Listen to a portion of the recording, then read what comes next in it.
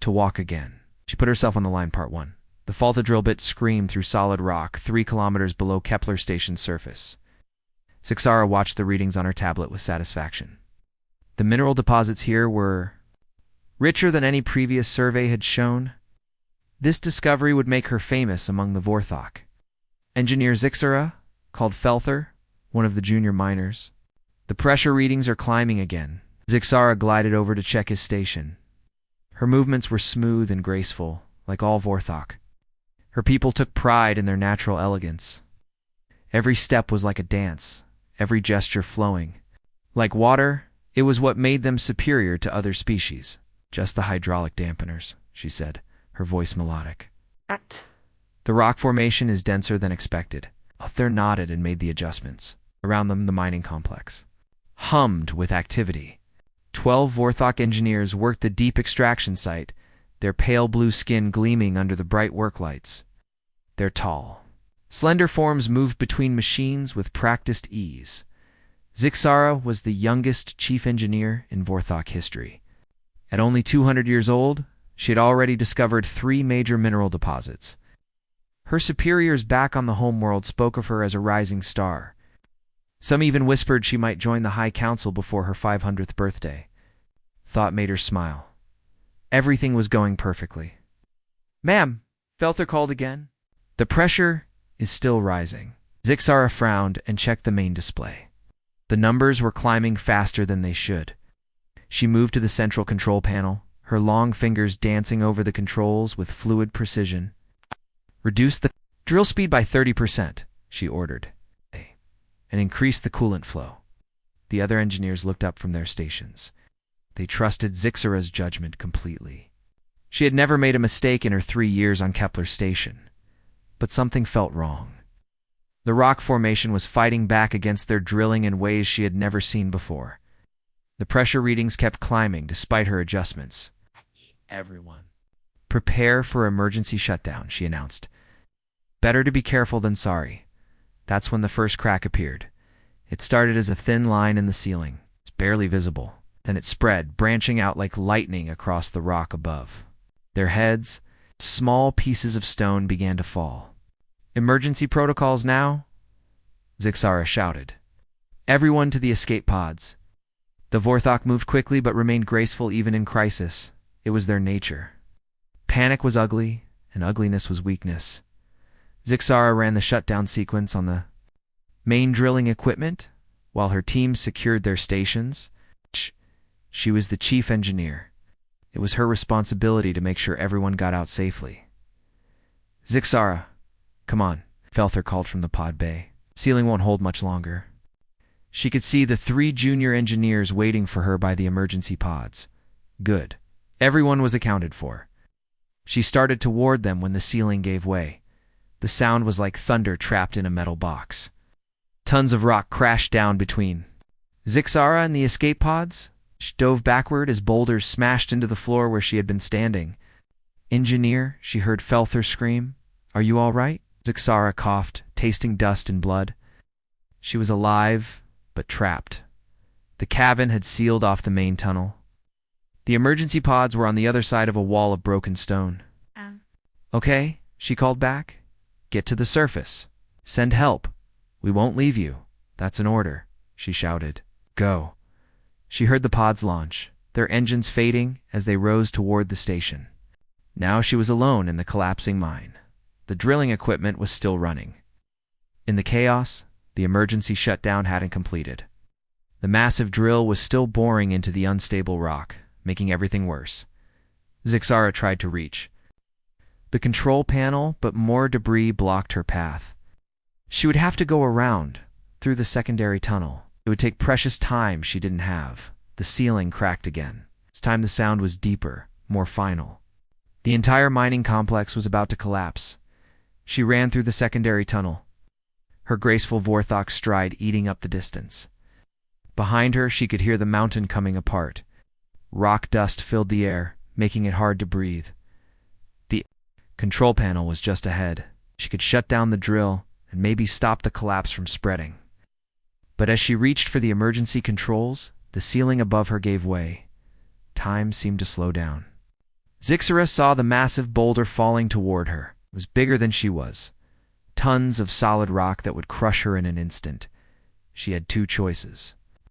Dive away and let the drilling equipment keep running, which would kill everyone when the collapse reached the main station. Or stay and shut it down. Knowing the rock would hit her, it wasn't really a choice at all. Zixara lunged forward and slammed her hand down on the emergency shutdown. The drilling equipment powered down with a dying whine. The unstable vibrations stopped. The boulder hit her from behind.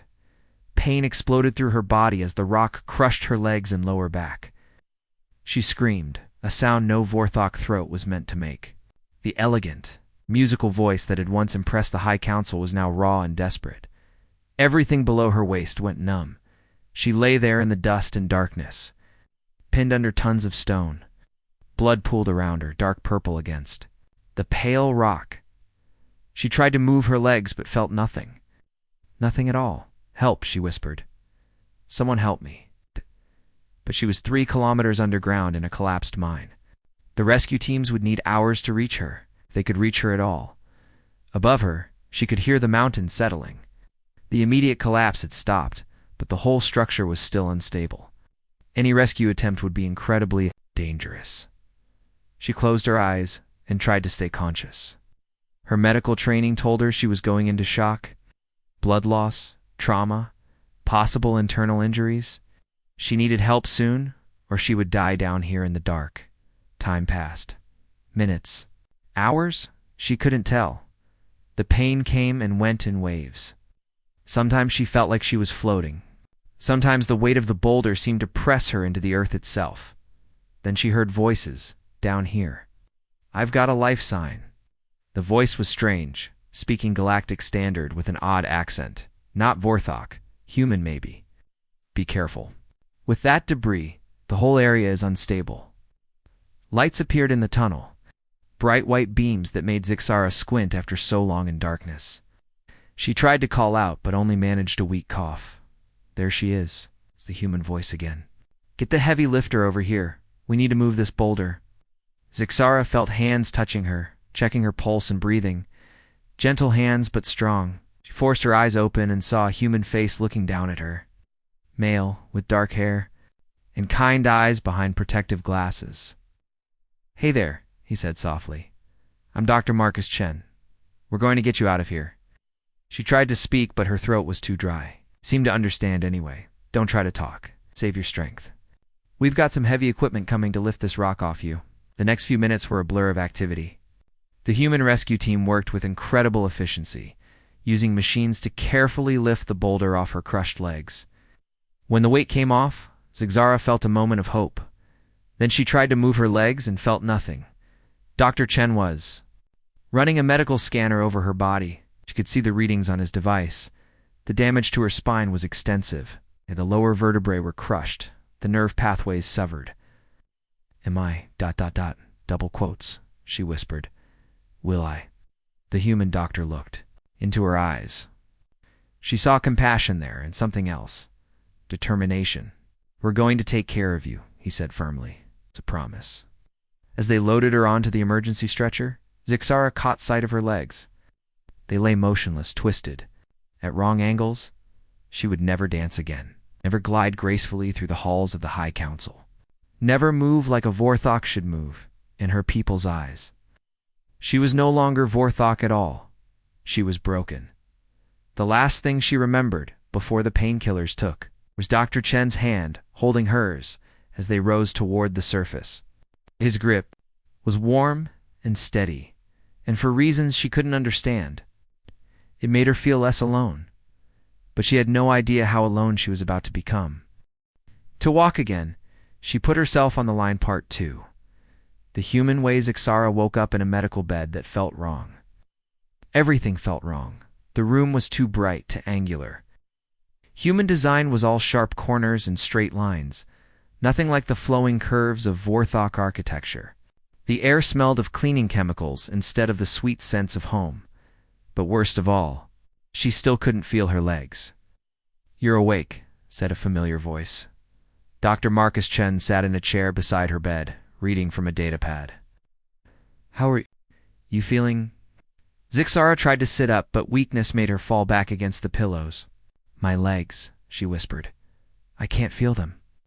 Marcus's expression grew serious. The damage to your spinal cord was severe. We did everything we could, but ... double quotes. But I'll never walk again. She said it as a fact, not a question. She had known the moment she felt nothing under that boulder. The injury is permanent by current medical standards, yes? Zixara closed her eyes. In Vorthok society, this was worse than death. Her people valued grace and fluid movement above all else. Her Vorthok who couldn't dance, couldn't glide, couldn't move with natural elegance was no Vorthok at all. My family. She said, Have they come to see me? Marcus hesitated. Zixara, I think you should rest before we discuss. Tell me, he sighed. Your family received the medical reports 2 days ago. They sent a message saying they considered you dead. They held a funeral ceremony on your homeworld. The words hit her like another cabin. She had expected this, but hearing it still felt like being crushed all over again. The Vorthok delegation on the station has also revoked your citizenship. Marcus continued gently, I'm sorry, I know this is difficult. Oh. Difficult. Such a small human word for having your entire existence erased. Where will I go? She asked. What will I do? That's what I wanted to talk to you about, Marcus said. Leaning forward, I've been studying Vorthok physiology for 3 years. Your people are fascinating, but I've never understood your attitude toward physical imperfection. Zixara looked at him with surprise. You don't understand? Look at me. I'm broken, useless. I can't move properly. I can't contribute to society. I'm a burden. That's where you're wrong, Marcus said firmly. On Earth, we have a different way of looking at things. He activated a holographic display above her bed. Images appeared in the air. Humans in strange wheeled chairs. Humans with artificial arms and legs. Humans running races, despite missing limbs. What is this? Zixara asked. This is how humans adapt, Marcus explained. We don't see disability as the end of usefulness. We see it as a challenge to overcome. The images showed a human woman with no legs swimming faster than people with complete bodies. Another showed a man with artificial arms playing a musical instrument beautifully. But they're damaged, Zixara said, confused. How can they be happy? Because they've learned something your people haven't, Marcus replied. Strength doesn't come from having a perfect body. It comes from refusing to give up when your body isn't perfect. Zixara studied the images. The humans in them didn't look ashamed or broken. They looked proud. How was that possible? I don't understand your species, she said. Marcus smiled. That's okay. You have time to learn. I have arranged for you to stay on the station as long as you need. No one is going to abandon you here. Over the next few days, Marcus visited regularly. He brought her books about human culture, stories of people who had overcome great challenges, showed her videos of Earth's Paralympic Games, where humans with disabilities competed at the highest levels. They celebrate being broken, Zixara asked after watching a race between humans with artificial legs. They celebrate being strong enough to keep going, Marcus corrected. There's a difference. He also brought her practical things.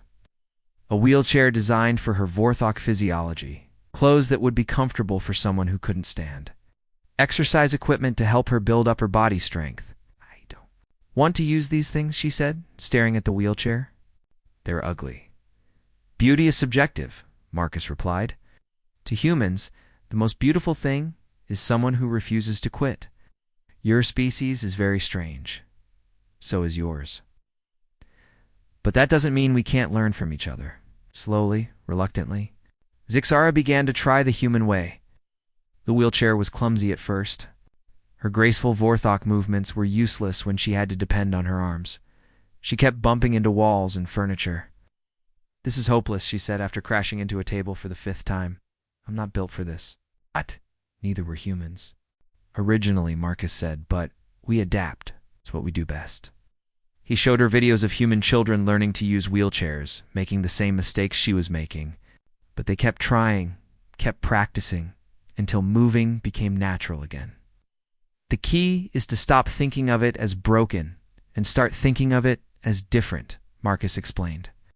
A wheelchair isn't a sign of weakness. It's a tool that gives you freedom. Gradually, Zixara began to understand. The wheelchair wasn't her enemy. It was a way to move through the world again. She practiced every day, building the arm strength her people had never needed to develop. "You're getting better," Marcus observed during one of their sessions. "I'm getting stronger," Zixara corrected. It was a distinction she was beginning to appreciate, but the real breakthrough came when Marcus showed her the research facility. "This is where I study xenobiology," he explained, guiding her wheelchair through the lab. "I've been working on something that might interest you." Lab was full of strange equipment: computers, microscopes, tanks full of biological samples. In the center was a complex machine covered in wires and sensors. "What does it do?" Zixara asked. "It's a neural interface system," Marcus explained. "It reads nerve impulses and translates them into electronic signals. We've been using it to study how different species' nervous systems work." Zixara looked at the machine with new interest. "You can read thoughts? Not thoughts exactly, but we can detect when someone tries to move, even if their body can't respond. The brain still sends the signals." An idea was forming in Marcus's mind. Zixara could see it in his eyes, the same look he got when discussing a particularly interesting research problem. "What are you thinking?" she asked. Marcus was quiet for a long moment.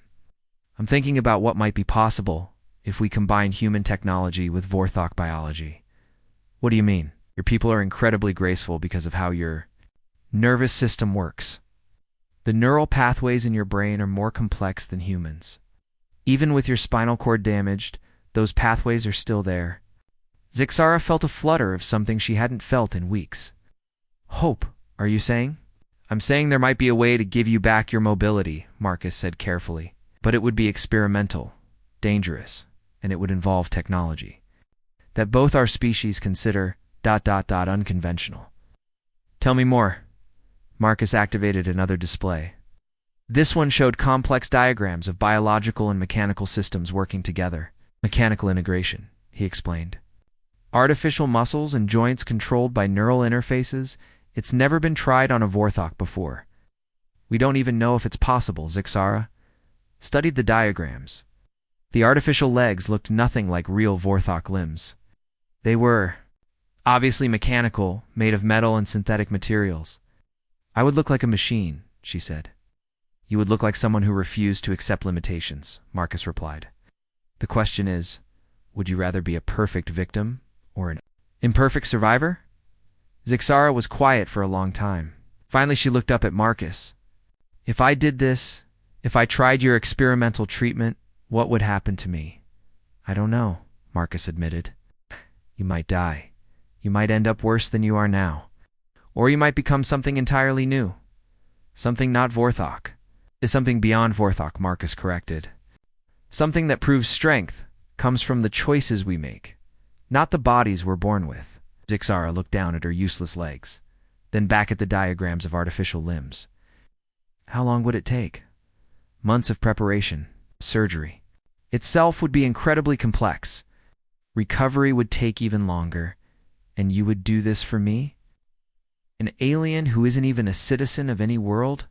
Marcus smiled. "That's what humans do. We help people who need help. It's not complicated." Zixara felt tears forming in her eyes. Her own people had abandoned her without a second thought. But this human, this strange creature from a species she barely understood, was offering to risk everything to help her. "Why?" she whispered. "Because everyone deserves a chance to walk their own path," Marcus said simply. "Even if that path is different from what they expected." Zixara made her decision. "Let's do it." To walk again, she put herself on the line. Part 3. The gamble 3 months had passed since Zixara agreed to the experimental procedure. The secret research lab hummed with activity, day and night. Marcus had assembled a small team of doctors and engineers, all volunteers who believed in the impossible project. "The neural mapping is complete," announced Dr. Sarah Kim, the human cybernetics expert.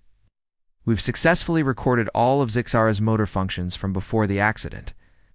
Zixara watched from her wheelchair as the team studied brain scans and nerve pathway diagrams. Her mind still sent signals to walk, to dance, to move with Vorthok grace. The messages just never reached their destination. The artificial muscle fibers are responding well in testing, added Engineer Torres. They're actually stronger than biological Vorthok muscle tissue. But will they feel natural? Zixara asked. Yes. This was her biggest fear. She had watched the test limbs move in the lab. They were precise, powerful, but mechanical, or nothing like the fluid grace she had lost. Marcus looked up from his research console. We won't know until we try, but the neural interface is designed to learn from your brain patterns. Over time, the movements should become more natural. More natural, but still artificial, said a cold voice from the lab entrance. Everyone turned to see Ambassador Kyrith, the head of the Vorthok delegation on Kepler Station. Behind him stood two other Vorthok officials, their tall forms radiating disapproval. Ambassador, Marcus said carefully. I wasn't expecting you. Clearly, Kyrith replied, his musical voice sharp with anger. We have been monitoring unusual energy signatures from this section of the station. Imagine our shock to discover this ... abomination. Zixara felt her chest tighten. She had hoped to keep the project secret until it was complete. Now her people knew what she was planning. Zixara, Kyrith continued, looking down at her with disgust. You were declared dead for good reason. Now you seek to become something even more offensive than merely broken. You want to become a machine. Want to walk again, Zixara said. Quietly, what you want is irrelevant. You are no longer Vorthok, so your desires no longer matter. But your actions affect the reputation of our species. He turned to Marcus. This research ends now. With respect, Ambassador, Marcus replied. Zixara is no longer under Vorthok jurisdiction. She's free to make her own medical decisions. Free. Kyrith laughed, a sound like breaking crystal. Is an embarrassment that refuses to die quietly. And now she seeks to compound that embarrassment by becoming a grotesque hybrid of flesh and metal. She seeks to reclaim her life, Marcus said firmly. Life. Look at those test limbs. Kyrith gestured at the artificial legs hanging in there. Support frame. Crude metal joints. Synthetic muscles. Exposed circuitry. She would become a walking advertisement for everything ugly and unnatural in the universe. Zixara stared at the artificial limbs. Zixara should try not to think about how they looked. Function mattered more than form, Marcus had taught her. But seeing them through Kyrith's eyes, she felt a wave of doubt. You're right, she whispered. They are ugly, Zixara. Marcus started, but she held up a hand. No, he's right. I would look like a machine, neither Vorthok nor human. A monster. Kyrith smiled coldly. At least you retain some sanity. End this madness now, and we will ensure you receive proper care in a facility where you cannot embarrass our species further. Proper care? Marcus stepped forward. You mean lock her away, where no one has to look at her? You mean give her a dignified existence appropriate to her condition? One of the other Vorthok officials replied. Dignified existence? Zixara repeated slowly. You mean sitting in a room somewhere, being fed and cleaned like a pet, until I die of boredom and despair? It is better than becoming an abomination. The word hit Zixara like a physical blow. Abomination. That's what her own people thought she would become if she tried to walk again. For a moment, she almost gave up. The weight of their disapproval, their disgust, pressed down on her like that boulder in the mine. It would be easier to accept their definition of what she was. Broken, useless, better off hidden away. Then she looked at Marcus. He was watching. Her with those kind, determined eyes. He had spent 3 months working 18-hour days to give her this chance. He'd risked his career, his reputation, everything because he believed she deserved better. Ambassador Kyrith, she said, her voice growing stronger, you're right about one thing. I am no longer Vorthok. Kyrith nodded with satisfaction. Finally, you accept reality. But you're wrong about everything else, Zixara continued. Not going to hide in some facility until I die. I'm not going to accept that my life ended in that mine. You have no choice, Kyrith replied. We will petition the station authorities to end this research. No civilized government would allow such medical experimentation. Actually, said a new voice, that's where you're wrong. Commander Jackson, the station's human administrator, entered the lab with 2 security officers. His expression was grim but determined. Commander Kareth said smoothly, "I trust you've come to shut down this unauthorized research." On the contrary, Jackson replied, "I've come to officially authorize it. As of 1 hour ago, this project has been classified as legitimate medical research under Human Colonial Authority regulations." Kareth's face darkened. "This is unacceptable. We will file formal complaints with your government." "So you're right," Jackson said calmly, "but it won't change anything. Zixara is requesting medical treatment as a refugee under human protection. We don't abandon people who need help. Even if helping them creates monsters, we let each person define what they want to become," Jackson replied. "That's called freedom." The Vorthok delegation left with threats of diplomatic consequences, but they were gone, and the research could continue.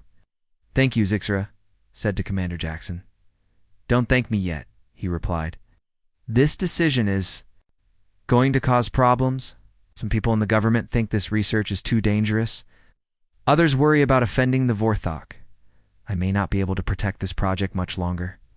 After Jackson left, the team gathered around Zixara's wheelchair. "So," Marcus said, "we need to move faster than planned. Are you ready for this?" Zixara looked around at the faces watching her. Dr. Kim, who had designed the neural interfaces. Engineer Torres, who had built the artificial muscles. Dr. Patel, who would monitor her vital signs during surgery. All humans who had volunteered to help an alien they barely knew. "The surgery is dangerous," Marcus continued. "The integration process has never been attempted on a Vorthok. Your body might reject the artificial components. The neural connections might fail. You could die on the operating table. And if I don't try, then you live the rest of your life in that wheelchair, knowing you never took the chance to walk again." Zixara thought about Kareth's words. Abomination. Monster. Grotesque hybrid. Maybe he was right. Maybe she would become something neither species could accept, but she would be something that chose to fight, rather than surrender. "When do we start?" she asked. Marcus smiled. "Tomorrow morning the surgical suite is ready. All the equipment has been tested. We've run every simulation we can think of. And if something goes wrong, then we'll figure out how to fix it. That's what humans do."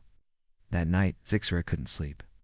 She kept thinking about the artificial legs waiting in the lab, cold metal and synthetic muscle, computer chips and power cells. Now nothing like the living tissue she had lost. But they were her chance to stand again, to move through the world on her own terms, to prove that being broken didn't mean being defeated. She thought about the human athletes Marcus had shown her, the ones who ran races on artificial legs, who swam competitions with artificial arms. They didn't hide from what they had become. They celebrated it. Maybe she could learn to do the same. As dawn approached, Zixara made her final decision. She would go through with the surgery. She would risk everything for the chance to walk again, even if it made her a monster in her people's eyes. She would be a monster who refused to quit. The operation was scheduled for 8 in the morning. In a few hours, she would either take her first steps toward a new life, or she would die trying. Either way, she was putting herself on the line one more time. And this time, she was doing it for herself. To walk again, she put herself on the line. Part 4. Integration. The surgical room was cold and bright. Zixara lay on the operating table, surrounded by machines that beeped and hummed with electronic life. Tubes and wires connected her to monitors that tracked every heartbeat, every breath. "Are you ready?" Dr. Marcus Chen asked, his voice muffled by the surgical mask. His eyes above the mask were kind but serious. Zixara nodded, though fear made her hand shake. "I'm ready." Around the table stood the surgical team. Dr. Kim would handle the neural interface connections. Engineer Torres would attach the mechanical components. Dr. Patel would monitor her vital signs. All of them had volunteered for this experimental surgery that could change everything or kill her. "Remember," Marcus said gently, "if anything feels wrong, if you want to stop, just tell us." "It won't stop," Zixara replied. "Whatever happens, don't stop." Marcus looked at her for a long moment, then nodded to the anesthesiologist. Put her under. The mask came down over her face. Zixara breathed in the sweet-smelling gas and felt herself floating away from the bright lights and worried voices. Her last thought before darkness took her was a prayer to whatever gods might listen to broken aliens. Let this work. Let me walk again. The surgery began at 8 in the morning. Marcus made the first incision at the base of Zixara's spine, where damaged nerve tissue met healthy neural pathways. His hands were steady despite knowing that one mistake could kill her. Neural mapping shows good connectivity, Dr. Kim reported. The interface points are clean. The hardest part was removing what remained of Zixara's original legs. Months of paralysis had caused the muscle to waste away, but the bone structure was still intact. They had to cut through tissue that had once carried her gracefully through life. Artificial joints are ready for attachment, Torres announced. The mechanical legs lay on a separate table, gleaming under the surgical lights. They looked nothing like Vorthok limbs, all metal and synthetic muscle, with visible circuits and power cells. Beginning integration now, Marcus said. This was the moment of greatest risk. They had to connect artificial components to living Vorthok tissue. The two systems had to work together, or Zixara would die. The first connection was the neural interface.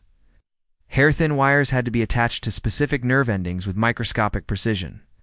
One wrong connection could cause paralysis, brain damage, or death.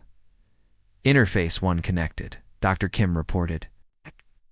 On the monitors, they could see Zixara's brain sending signals to walk even while she was unconscious. The patterns were complex, more sophisticated than human neural activity. Vorthok minds were built for grace and fluid movement. Interface 2 connected. Interface 3... Wait. Dr. Kim frowned at her readings. Something's wrong. What is it? Marcus asked, not looking up from his work attaching the mechanical hip joint. The neural patterns are changing.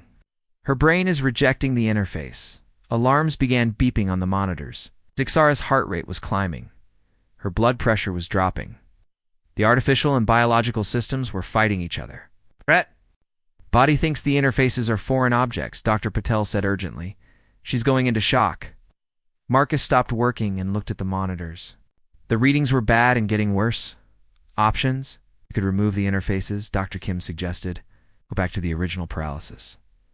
No, Marcus said firmly. That's not an option. What else? We could try to force the connection, Torres said. Increase the signal strength from the artificial components. Override her brain's rejection.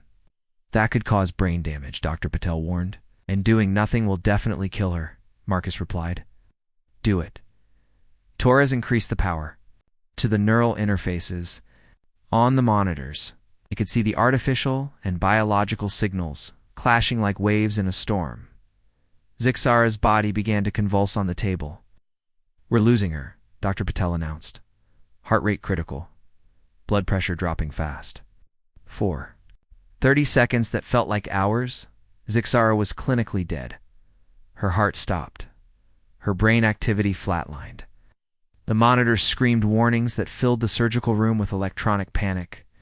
Come on, Marcus whispered, working frantically to stabilize the neural connections. Come on, Zixara, fight! Then suddenly something changed. The chaotic signals on the neural monitors began to synchronize. The artificial and biological systems stopped fighting and started working together. Zixara's heart began beating again. What happened? Dr. Kim asked, staring at her readings. I think Marcus said slowly her brain learned to accept the artificial components. Vorthok neuroplasticity is more advanced than we thought. The rest of the surgery took 8 more hours. They had to attach artificial muscles to natural bone, connect power systems to biological energy sources, and calibrate hundreds of sensors and actuators. But the critical moment had passed. Zixara's body was accepting its new parts. When they finally finished, she lay unconscious on the table with 2 gleaming mechanical legs attached to her living torso. Tubes and wires still connected her to life support machines. Will she be able to walk? Torres asked. We won't know until she wakes up, Marcus replied. He was exhausted but hopeful. The connections are stable. Power systems are functioning. Everything looks good. But will she still be herself? Dr. Kim wondered. Marcus looked down at Zixara's peaceful face. I guess we'll find out. 2 days later, Zixara opened her eyes. The first thing she noticed was that she could feel her legs. Again, not the same feeling as before. This was different, sharper, more precise. Like the difference between touching something with your bare hand versus wearing gloves. How do you feel? Marcus asked. He was sitting beside her bed, looking tired. But relieved, strange, Zixara said honestly. I can feel the artificial parts, but they don't feel like part of me. They feel like ... tools I'm wearing. That's normal, Marcus assured her. The neural integration takes time to complete. Your brain needs to learn how to use the new systems. Zixara tried to move her right leg. On the monitor beside her bed, she could see neural signals traveling from her brain to the artificial limb. The leg responded, bending at the knee with mechanical precision. It works, she whispered. Try the other one. She focused on her left leg. It moved smoothly, responding to her thoughts, just like a real limb. But the movement was too perfect, too controlled. No natural variation or organic flow. I can control them, she said, but they don't move like Vorthok legs. They will, Marcus promised. The software is designed to learn from your neural patterns. The more you use them, the more natural they'll become. Over the next week, Zixara learned to use her new legs. At first, every step required conscious thought. She had to tell each joint how to bend, each muscle how to contract. Walking was like solving a complex math problem with every movement, but gradually it became easier. The artificial legs began to respond more naturally to her intentions. The software learned from her brain patterns, adapting to her personal movement style. After 10 days, she could walk across the room without thinking about each step. The legs were stronger than her original limbs had been. She could jump higher, run faster, stand for hours without fatigue. But they still looked mechanical, polished metal, and synthetic components that gleamed under the lights. I look like a machine, she said to Marcus during one of her physical therapy sessions. You look like someone who refused to give up, he replied. The Vorthok delegation has been sending messages, she told him. They want to see me. Are you ready for that? Zixara considered the question. She could walk again, but she was no longer the graceful Vorthok she had been. Her movements were precise but mechanical. It's powerful but obviously artificial. I don't know, she admitted. What if they're right? What if I am an abomination now? Marcus stopped the treadmill she was walking on. Let me ask you something. Do? You feel more alive now than you did in the wheelchair? Yes. You feel capable of contributing to society again? Yes. Do you feel like yourself? Zixara thought about it. She was different now. There was no denying that. But she was still the engineer who had saved her team in the mine. Still the person who chose to help others, even when it meant sacrifice. I feel like a better version of myself, she said finally. Then that's all that matters. The next day, Ambassador Kareth came to see her. He stood in the doorway of her room, his tall Vorthok form radiating disapproval, his eyes fixed on her artificial legs with disgust. So, he said coldly, the abomination is complete. The mechanical legs moved smoothly, lifting her to her full height. She was actually taller now than she had been before, the artificial limbs adding several inches. Yes, she said calmly, I suppose it is. Kareth walked around her, examining the artificial components with obvious revulsion. Metal joints, synthetic muscles, power cells and circuit boards. You've made yourself into a machine. I've made myself into someone who can walk again. You call this walking? Kareth gestured at her mechanical legs. This is mechanical locomotion.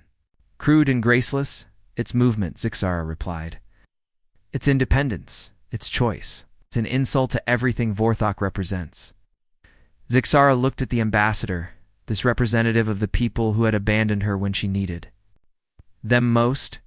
She felt no anger, only sadness for what they couldn't understand. To walk again. She put herself on the line part 5, standing tall, 3 weeks after her confrontation with Ambassador Kirith. Zixara was working in Marcus's research lab when the emergency alert came through. Incoming transport requesting emergency medical assistance, the station's communication system announced. Multiple casualties. Vorthok vessel approaching docking bay 7. Zixara looked up from the neural interface data she was studying. Vorthok casualties. That's unusual. Marcus frowned at his console. The vessel isn't registered with the diplomatic mission. It's a private ship. They hurried to the medical bay, Zixara's artificial legs carrying her smoothly through the station corridors. She moved faster than she ever had with organic limbs, the mechanical systems requiring no rest or recovery time. In the medical bay, they found chaos. 6 young Vorthok had been brought in, all suffering from severe injuries. Industrial accidents, from the look of it. Mining equipment failures, construction incidents, manufacturing disasters, and all of them had damaged spines, the police said. The Vorthok who had brought them? He was older, with scars on his hands that marked him as a laborer.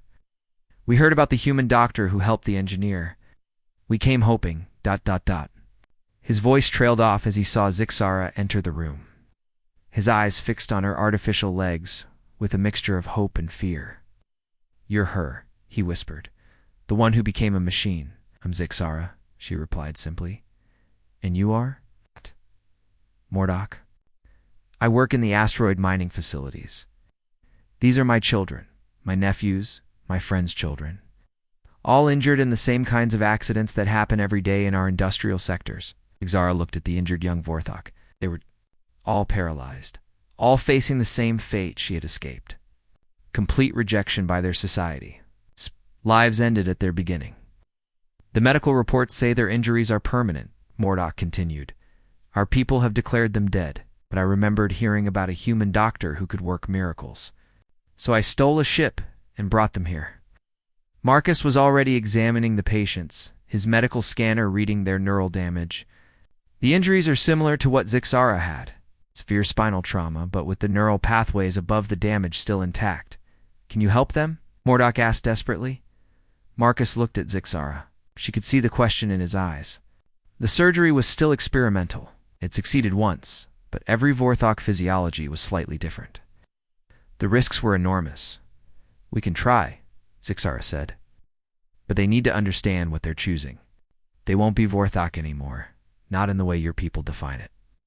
They're already not Vorthok in our people's eyes, Mordok replied bitterly. Dead children don't have citizenship. Over the next day, Zixara spoke with each of the injured. Young Vorthok.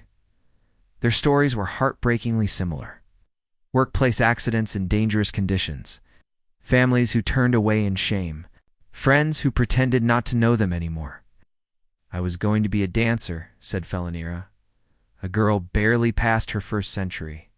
I trained for 50 years to join the Grand Performance Troupe. Now, I can't even sit up without help. I was studying. To be an architect, added Corvex, a young male with intelligent eyes. I designed buildings that would have lasted 1,000 years. Now I can't even design a way to get out of this bed. Each of them made the same choice Zixar had made. They chose to risk everything for the chance to walk again, even if it meant becoming something their people couldn't accept. The surgeries took place over 2 weeks. Marcus had refined the procedures based on what he had learned from Zixar's operation. Dr. Kim had improved the neural interfaces. Engineer Torres had developed more advanced artificial limbs. Not all of them went. Smoothly, Corvex's body rejected the artificial components twice before the integration finally took hold. Felinira went into cardiac arrest during the neural connection process and had to be revived. Another patient, a young miner named Tixler, suffered brain damage when his nervous system couldn't adapt to the artificial interfaces. He survived, but would never be the same. But 4 of the 6 surgeries were successful. When the young Vorthok were finally able to stand on their new mechanical legs, Zixara felt a pride she had never experienced before. She had helped give them back their lives, their choices, their futures. What happens now? Felinira asked. Her artificial legs were sleeker than Zixara's, incorporating improvements Torres had made to the design. But they were still obviously mechanical, still clearly marking her as different. Now we teach you to use them, Zixara replied, and we prepare for what comes next. What came next arrived 3 days later, in the form of a Vorthok military vessel. Commander. Jackson called an emergency meeting in the station's main conference room. Around the table sat Marcus, Zixara, the other modified Vorthok, and the senior staff. The Vorthok government is demanding we turn over all the contaminated individuals for immediate deportation, Jackson explained. They claim we're conducting illegal medical experiments and corrupting their citizens. Where would they deport us to? Corvex asked. Containment facility on an uninhabited moon. Basically, a prison where you'd be kept away from normal Vorthok society. A place to die quietly, Zixara said. That's what it sounds like, Jackson agreed. The question is, what do we do about it? Quitclaim asylum, Marcus suggested. The modified Vorthok are refugees seeking protection from persecution. The Vorthok government says they're still citizens subject to Vorthok law, Jackson replied. It's not that simple. Actually, Zixara said, standing up from her chair, I think it is that simple. Everyone looked at her. Her artificial legs gleamed under the conference room lights as she walked to the large window overlooking the station's main concourse. The Vorthok government wants to hide us because we prove something they don't want to admit, she continued. That perfection isn't the only way to be strong. That adaptation is more powerful than purity. But choosing to fight back is better than accepting defeat. She turned to face the room, her mechanical legs supporting her with unwavering stability. There. Afraid of us because we represent change. We represent the possibility that Vorthok society's most fundamental beliefs might be wrong. So what do you propose? Jackson asked. We don't hide, Zixara said firmly. We stand up and show them what we've become. 2 hours later, the main conference room was packed. Representatives from a dozen species had gathered to witness what many were calling the most important diplomatic meeting in the station's history. Ambassador Kirith sat at one end of the long table, flanked by Vorthok military officers. Other ends sat Commander Jackson with Marcus, Zixara, and the other modified Vorthok. This is a simple matter, Kirith began. These... Individuals are Vorthok citizens who have been subjected to illegal medical experimentation. We demand their immediate return to proper medical facilities. Medical facilities where they'll be imprisoned until they die, Marcus said bluntly. Facilities where they will receive appropriate care for their condition, Kirith corrected. And what condition is that? Zixara asked, standing up. The room fell silent. Every eye was on her as she stepped forward, her artificial legs moving with perfect precision. She was taller than everyone else in the room now, the mechanical limbs adding to her natural Vorthok height. The condition of being different, she continued. The condition of choosing adaptation over surrender. The condition of refusing to accept that our lives ended when our bodies were damaged. The condition of being abominations, Kirith replied coldly. Look at me, Zixara said, walking around the table. Really look at me? She moved with grace now. The artificial legs had learned her neural patterns, adapted to her personal style. The movements were precise but flowing, mechanical but somehow still beautiful. I am stronger than I was before the accident. I can work longer, move faster, carry more weight. I can think more clearly because I'm not limited by biological fatigue. I am more capable in every measurable way. She stopped directly in front of Kirith, towering over him. So tell me, Ambassador, how exactly am I an abomination? Kirith stared up at her, his face a mask of disgust and fear. You are no longer natural, no longer pure. You have contaminated yourself with alien technology. I've improved myself with the best available technology, Zixara corrected. Just as our ancestors improved themselves with tools and medicine, and knowledge from other species. It's not the same thing, isn't it? Zixara gestured to the other modified Vorthok, who stood up to join her. We represent evolution, adaptation, the next step forward for our people. You represent corruption. You represent choice, Philenira said, stepping forward on her sleek artificial legs. The choice to fight rather than surrender. The choice to live rather than simply exist, added Corvex. The choice to help others rather than abandon them, said Tixmore. The fourth successful patient, Zixara looked around the room at the representatives from different species. Every civilization faces a moment when it must choose between holding on to old ideas or embracing new possibilities. The humans chose to help us when our own people abandoned us. They chose compassion over convenience, hope over fear. She turned. Back to Kyrith. What choice will the Vorthok make? The ambassador was quiet for a long moment. Finally, he spoke.